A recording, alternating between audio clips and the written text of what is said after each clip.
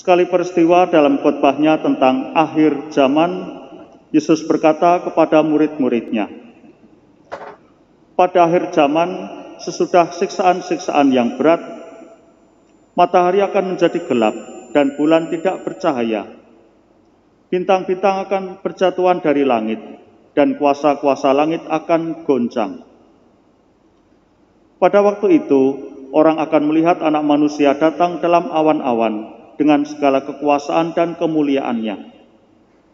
Dan pada waktu itu pula, Ia akan menyuruh malaikat-malaikatnya keluar dan mengumpulkan orang-orang pilihannya dari keempat penjuru bumi, dari ujung bumi sampai ke ujung langit. Tariklah pelajaran dari perumpamaan tentang pohon ara. Apabila ranting-rantingnya melembut dan mulai bertunas, kamu tahu bahwa musim panas sudah dekat. Demikian juga jika kamu lihat hal-hal itu terjadi, ketahuilah bahwa waktunya sudah dekat, sudah di ambang pintu.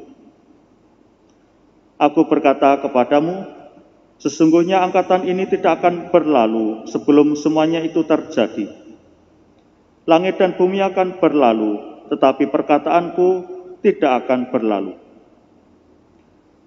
Tetapi tentang hari atau saat itu, tidak ada seorang pun yang tahu. Malaikat-malaikat di surga tidak, dan Anak pun tidak. Hanya Bapa yang tahu. Demikianlah sabda Tuhan. Terpujilah Kristus.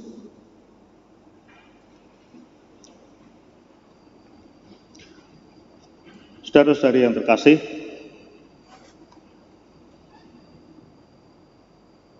tentang akhir zaman ini setiap tahun ya selalu kita dengarkan ya. Sekali lagi yang saya sampaikan tadi bahwa menjelang akhir dari tahun liturgi yang diakhiri dengan Kristus Raja itu, maka memang bacaannya tentang akhir zaman.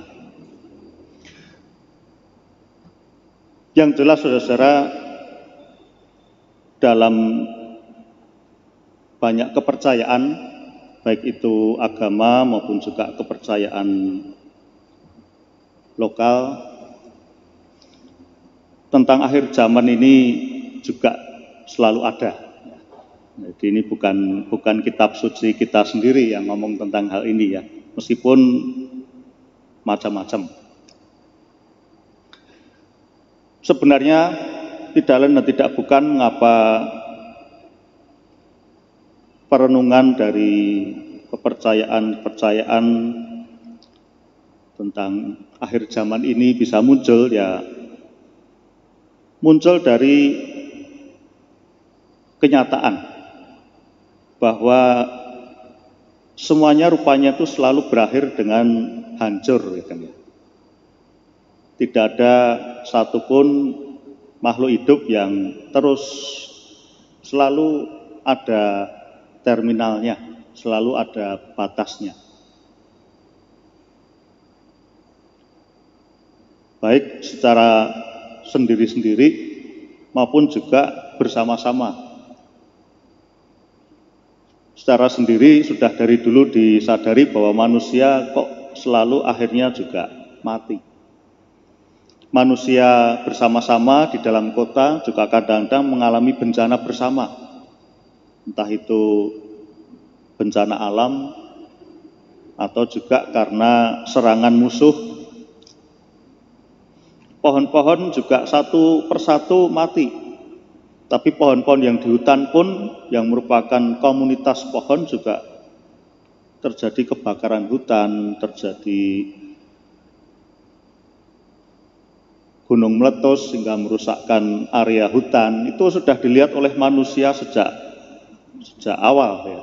Jadi memang rupanya perasaan bahwa ada akhir, nah itu ya, penting itu. Bahwa segala sesuatu itu akan berakhir, itu sudah nancep saudara dalam hati manusia. Makanya semua kepercayaan juga mencoba untuk menjelaskan itu. Nah, saya tidak akan berpanjang-panjang pada kepercayaan-kepercayaan yang lain ya. Namun dalam kitab suci yang selalu mau dikatakan kepada kita adalah itu memang akan terjadi. Namun demikian selalu dikatakan pada kita bahwa pada akhirnya disitulah Allah yang akan menampakkan kuasanya. Allah akan menampakkan kuasanya. Disitulah Allah yang tampil. Disitulah Allah yang hadir pada saat terminal itu. Nah, ini yang khas dari iman kita itu ini. Allah yang akan ada di sana. Allah yang akan nongol pada saat terminal itu. Allah yang akan muncul. Nah, gambaran tentang Allah yang akan muncul itu, kalau dalam bacaan pertama tadi kita dengar, pada waktu itu akan muncul Mikael, pemimpin besar. Bukan Mikael Irwan ya, tapi ikut bangga. Pada waktu itu akan muncul Mikael, pemimpin besar yang akan mendampingi anak-anak bangsamu. Jadi yang muncul Mikael maksudnya bukan kok Mikael ini tokohnya, tapi ini Allah sendiri, tangan kanan Allah yang muncul. Ini malaikat Tuhan sendiri, artinya ya kepanjangan tangan Tuhan sendiri. Di sana dia, Mikael, nah gitu ya. Nah, kalau dalam bacaan Injil ya dikatakan bahwa pada waktu itu orang akan melihat anak manusia datang dalam awan-awan. Karena ini warta dari perjanjian baru yang kita percayai saat ini bahwa Kristus itu Tuhan. Dengan kebangkitannya kita tahu tidak lain dan tidak bukan ia adalah Tuhan, dan itulah yang akan nanti pada akhir zaman terlihat.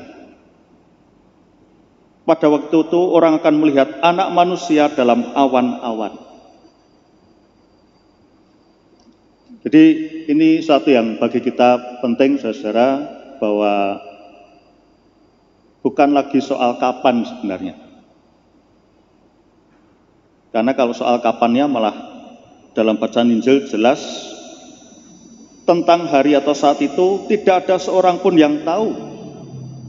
Malaikat-malaikat di surga tidak, anak pun tidak, hanya Bapa yang tahu. Ya, jadi apalagi kita kurang begitu ya. Nah, makanya kalau tentang akhir zaman ini mulai ada orang yang meramal-ramal, saudara, jangan pernah sekalipun merasa tertarik. Ya, kalau sekedarnya membaca ya silahkan. Saya kalau membaca juga, apalagi nih orang ngomong nih. Nah loh, ngomong apa lagi nih sekarang dia. Ya paling gitu saja ya. Tapi tidak pernah sungguh. Nah itu ujiannya, saudara. Tahun 2012 apakah ada yang merasa bingung waktu itu? Masih sudah lahir semua kan tahun 2012. Kan katanya akhir ya, karena apa? Penanggalan suku Maya itu berakhir pada tahun 2012, setelah itu nggak ada kelanjutannya. Heboh. Jadi film segala. Ya sudah 10 tahun yang lalu lewat, saudara. Mana hasilnya, masih hidup kita. Dan itu udah berkali-kali, saudara. Makanya kalau ada orang yang mencoba-coba untuk kayaknya ini deh, ya nggak usah, iya ya, oh iya. Terus mulai borong Indomaret atau apa, nggak usah. Hanya Bapak yang tahu, saudara. Bener loh ini, soalnya kalau enggak kadang-kadang kita juga masih ya jongko sabdo palon. Ada yang suka seneng gitu-gitu tuh, jongko sabdo palon itu. Katanya inilah saatnya 2020 kemarin. Karena 3 syaratnya sudah terpenuhi. Saya sampai apal juga karena seneng nonton ini. Gunung Merapi meletus, letusannya ke arah barat daya. Lalu ada pandemi. Yang ketiga, oh ya itu, Gunung Merapi meletus dan arahnya ke barat daya, biasanya ke selatan katanya. Jadi semuanya menjadi tiba-tiba masuk akal. Saudara, saya juga suka dalam arti mendengarkan gitu ya. Orang ngomong tapi ya kalau saya mah Bapak yang tahu aja lah. Nah gitu. Ya. Kita nggak bisa menutup telinga kita, dengar saja. Bapak yang tahu. Jangan jadi tintrim, jangan jadi takut, jangan jadi bereaksi yang tidak sehat. Gege iya ya, gege apa ya? Jangan-jangan iya ya. Nah itu. Selalu dalam hati kita sebenarnya selalu itu ya. Jangan-jangan iya. Nah kembali ke sini, hanya Bapa yang tahu. Kalau kita sungguh percaya pada kitab suci, nah masalahnya itu saja sih. Ya, jadi Allah yang muncul pada akhir itu, gambaran dalam perjanjian lama adalah malaikatnya muncul, si Mikael itu.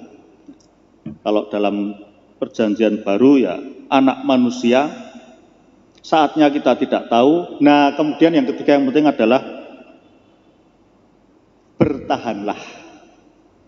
Kalau terjadi hal-hal yang berat, ya, dalam Injil kan sesudah siksaan-siksaan yang berat, matahari akan menjadi gelap dan bulan tidak bercahaya, bintang-bintang akan berjatuhan dari langit dan kuasa-kuasa langit akan goncang. Yaitu gambaran saudara, karena memang manusia sejak awal melihat kehancuran itu biasanya juga dengan bencana alam, maka akhir juga dibayangkan seperti itu. Manusia juga berakhir kadang-kadang dengan penyakit, ya, sesuatu yang menggerogoti kan, merusak, membuat menderita. Maka memang bayangan pada akhir zaman selalu sesuatu yang merusak itu memang dari dulu sudah ada tercatat dalam hati manusia yang terdalam itu bahwa akhirnya adalah kerusakan, menggerogoti. Kita semua akan digerogoti, saudara. Saya sudah merasakan diabetes menggerogoti saya. Ya harus diterima, dirawat, nah gitu ya, tidak dibiarkan. Ya. Tapi bahwa kenyataan penggerogotan itu selalu ada. Wajahku yang kenceng seperti ini, ya suatu ketika akan melorot semua ya kan ya, keriput, menggerogoti saudara. Nah kalau semuanya itu terjadi, jadi nggak usah dibayangkan akan ada bencana alam. Penggerogotan kan kecil-kecil juga terjadi, pada diriku juga terjadi saat ini. Bertahanlah. Bertahanlah. Jangan sampai menjadi takut, jangan sampai menjadi kebingungan, tetapi tetap berpegang pada Tuhan. Ya, maka lalu diberikan kepada kita semangat untuk tetap bertahan itu, seperti dalam bacaan pertama dikatakan, orang-orang bijaksana akan bercahaya seperti cakrawala. Orang-orang yang telah menuntun banyak orang kepada kebenaran akan bercahaya seperti bintang-bintang untuk selama-lamanya. Pada saat seperti itu berbahagialah orang yang sebelum terjadi bijaksana. Pada saat seperti itu berbahagialah orang-orang yang sudah menuntun banyak orang pada hal-hal yang baik. Itu pada saat terjadi seperti itu berbahagialah. Jadi kita disiapkan supaya jadi bahagia pada saat itu.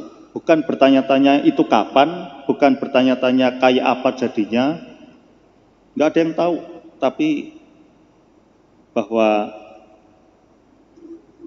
mari kita upayakan sesuatu pada saat ini supaya kelak kalau itu terjadi aman, berbahagia. Jadi ya bicara tentang akhir zaman saudara, justru sebenarnya ngajak kita berbicara pada saat ini. Jangan pernah tanya itu kapan, jangan pernah tanya itu kayak apa nantinya. Cukup hari ini bikinlah sesuatu yang membuat nanti pada akhir zaman itu berbahagia. Itu kiranya sebenarnya yang mau dikatakan kepada kita semua, tentang akhir zaman ini. Jadi jangan kita terbawa-bawa oleh banyak paham di sekeliling kita yang bicara tentang hal-hal semacam itu. Biasanya ada tokohnya, biasanya meramalkan kapan, dan kita kebawa-bawa. Enggak, kita juga punya sabda tentang akhir zaman, tentang akhir, tapi isinya itu adalah tidak ada yang tahu kapan maupun kayak apa. Yang jelas di sana Tuhan hadir, menyongsong.